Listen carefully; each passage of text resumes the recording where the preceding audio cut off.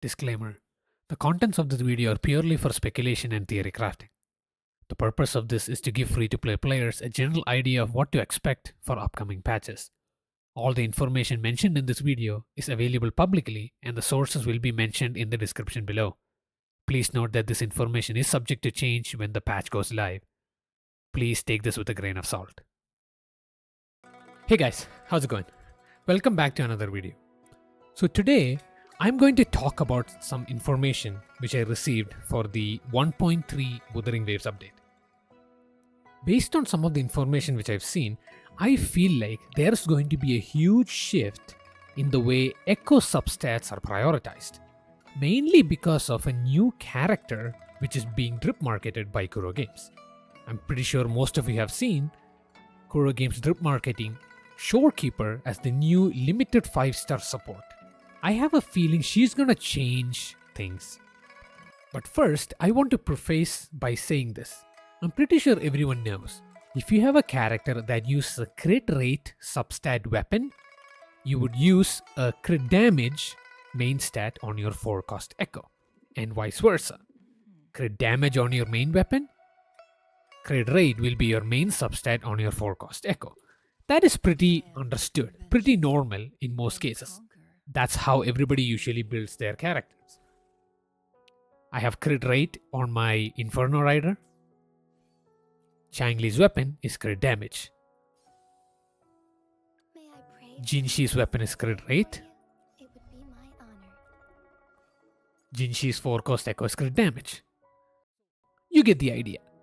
So with that being said, let me go into some of the information which I saw on SHOREKEEPER.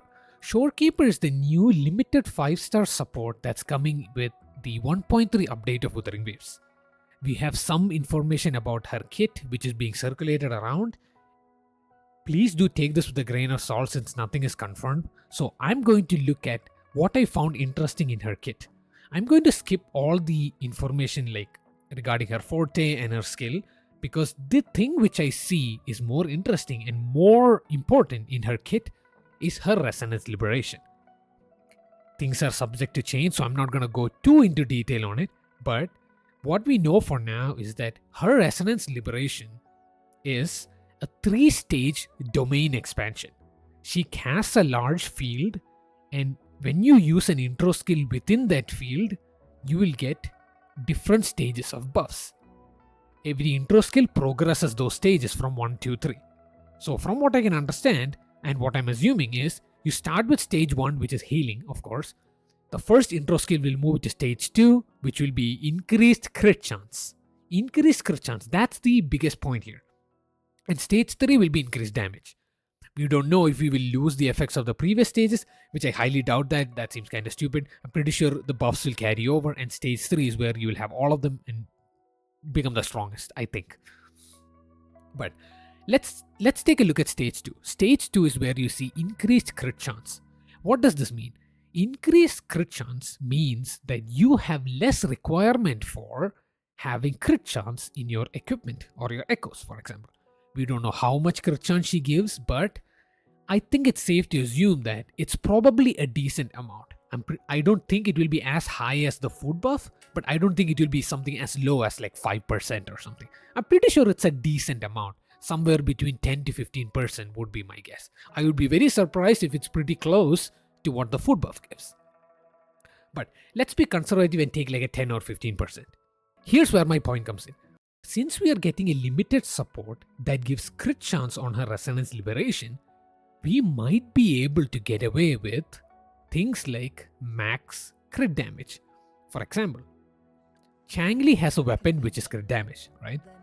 We might be able to get away with another main stat crit damage echo if SHOREKEEPER does what we expect her to.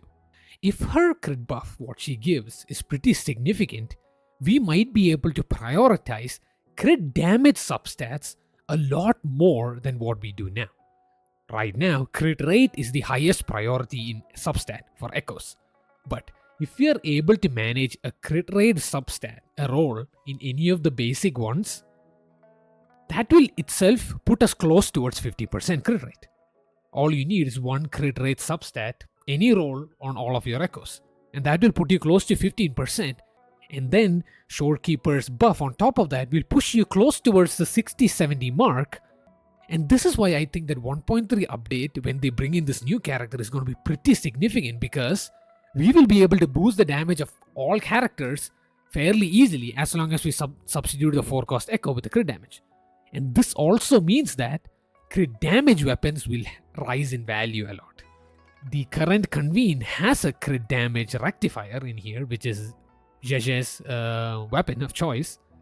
Although this weapon does not work with every character, nevertheless it still has crit damage and substat.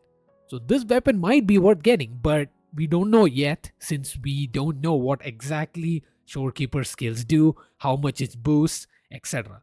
So this is just what I'm thinking. I feel like crit damage is going to rise up in value quite a bit based on how her Resonance Liberation works. And as all of you know, energy regen is going to be pretty good on her, because the higher your energy regen, the more you can spam your Resonance Liberation.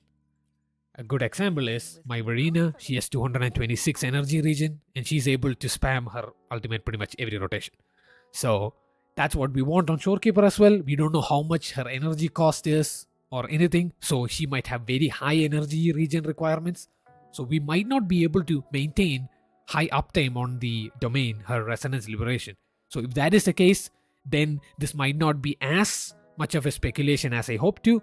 But if it is like I expect, she will change the way substats are prioritized. And that's going to be a big game changer, because all your characters can do a lot more damage than you think, just because she's in the team. Well, that's it for what I feel like is going to happen in the 1.3 version of Wuthering Waves with Shorekeeper's release. Hopefully we get more information about her skills and we can speculate more in detail when she comes out.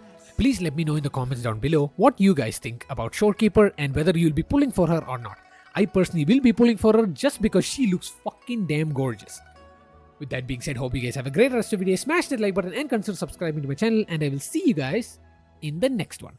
Peace.